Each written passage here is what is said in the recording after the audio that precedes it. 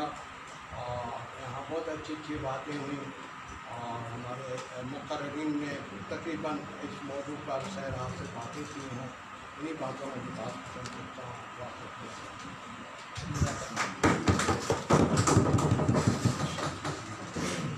جزاک اللہ استاد محترم ڈاکٹر عطاء اللہ خان صاحب صدارتی کلمات فرما رہے تھے.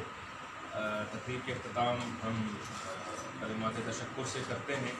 جناب عطاء الرحمن چوہان صاحب جو تحریک نفاذ اردو پاکستان اسلام آباد کے صدر ہیں، ان سے گزارش کروں گا کہ کلمات تشکر کے ساتھ تقریب کا اختتام.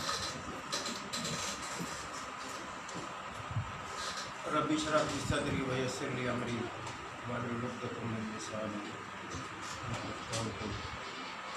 انتہائی قابل احترام ڈاکٹر کاملہ صاحب اور سامعین محترم، خواندگی اور قومی زبان میں خواندگی کے موضوع پہ تو میرا خیال ہے بہت خیر حاصل ہوئی ہے. میں اس کے عملی نفاذ کے بارے میں چند گزارشات رکھنا چاہتا ہوں. ٹائم بھی بہت کم ہے. جب قائد اعظم رحمۃ اللہ علیہ نے 25 فروری 1948 کو یہ طے کر دیا کہ پاکستان کی قومی زبان اردو ہوگی، ہمارے دستور صاحب جو پہلی اسمبلی تھی اس نے اس کو اپروو کر دیا، لیگلائز کر دیا. اس کے بعد ہمارا 56 کا دستور بنا، اس میں بھی طے ہو گیا کہ قومی زبان اردو ہوگی. 62 کا دستور بنا، اس میں بھی طے ہو گیا کہ قومی زبان اردو ہوگی. 73 کا دستور بنا اور اس میں طے ہو گیا کہ قومی زبان اردو ہوگی. اور 15 سال کی مدت میں آپ نے اس کو نافذ کرنا ہے، سارے نظام کو منتقل کرنا ہے. ایسی کون سی طاقتیں ہیں اس ملک کے اندر کہ جو قائد اعظم کے فرمان کو بھی نہیں مانتی ہیں، 62 کے دستور کو بھی نہیں مانا ہے، 56 کے دستور کو بھی نہیں مانا ہے، 73 کے دستور کو بھی نہیں مانا ہے؟ پھر اس ملک کے شہریوں سے کیوں کہا جا رہا ہے کہ تم قانون کی پابندی کرو؟ ہم غلامی کرتے ہیں ان کی، ان دستور شکل لوگوں کی غلامی کرنے پر ہمیں مجبور کیا جا رہا ہے. یعنی جس دستور کی شک 251 کے تحت اردو پاکستان کی سرکاری زبان ہے، اسی دستور کی جس شک کے تحت عمران خان وزیر اعظم ہے، میں کہہ دیتا ہوں میں نہیں مانتا اس کو. جس دستور کی شک کے تحت آرمی چیف جو ہے وہ اپنی سیٹ پہ بیٹھا ہوا ہے، اگر یہ قوم کہہ دے کہ میں اس کو نہیں مانتا ہوں، بھائی یہ لاقانونیت کو کیوں فروغ دے رہے ہیں یہ حکمران اور یہ بیوروکریسی؟ عوام کی خاموشی کی وجہ سے دے رہے ہیں. عوام اس کا مطالبہ نہیں کر رہے ہیں، عوام کی طرف سے کوئی شدت سے اس بات کو اٹھایا نہیں جا رہا ہے. ابھی آپ اسلام آباد میں دیکھیں، کل پرسوں انہوں نے کہہ دیا کہ یہ پلاسٹک کا بیگ جو ہے وہ آپ استعمال نہیں کریں گے. کتنی چھوٹی سی بات ہے اور انہوں نے وہ نافذ کر دیا، اور ہم سارے جناب ہاتھوں میں چیزیں لے کے اٹھائے پھرتے ہیں. اور وزیر اعظم لیاقت علی خان سے لے کے عمران خان تک یہ سارے وزیر اعظم قائد اعظم کی بات کو ڈس آنر کرتے چلے آ رہے ہیں، یہ دستور کو ڈس آنر کرتے چلے آ رہے ہیں. تو کیا یہ قیامت تک یہی سلسلہ جاری رہے گا؟ میں یہ کہنا چاہتا ہوں کہ یہ سلسلہ اب نہیں چلے گا. الحمدللہ تحریک نفاذ اردو پاکستان نے چترال سے لے کر خوزدار تک ایک ایک گلی میں نفاذ اردو کمیٹیاں بنا لی.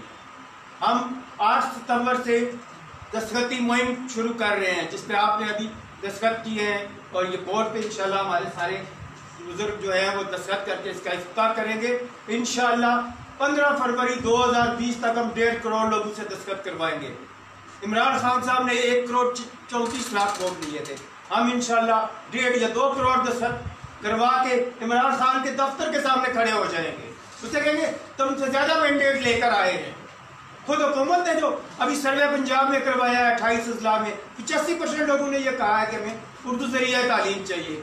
تو یہ کون سی زبان سمجھتے ہیں یہ لوگ؟ قائد اعظم کے فرمان ان کے لیے کوئی اہمیت نہیں رکھتا، سپریم کورٹ کا آرڈر ان کے لیے کوئی اہمیت نہیں رکھتا، دستور 73 251 شک ان کے لیے کوئی اہمیت نہیں رکھتی. تو یہ طاقت کی زبان سمجھتے ہیں. اور انشاءاللہ میں یہ کوشش کروں گا کہ پاکستان کے ہر شہری کی زبان کے منہ میں یہ بات ڈالوں گا کہ ہمیں اردو چاہیے، اور انشاءاللہ کسی کی جرت نہیں ہوگی کہ وہ قومی زبان کے ساتھ کھیل سکے. میں آپ سب کا شکریہ ادا کرتا ہوں، آپ تشریف لائے.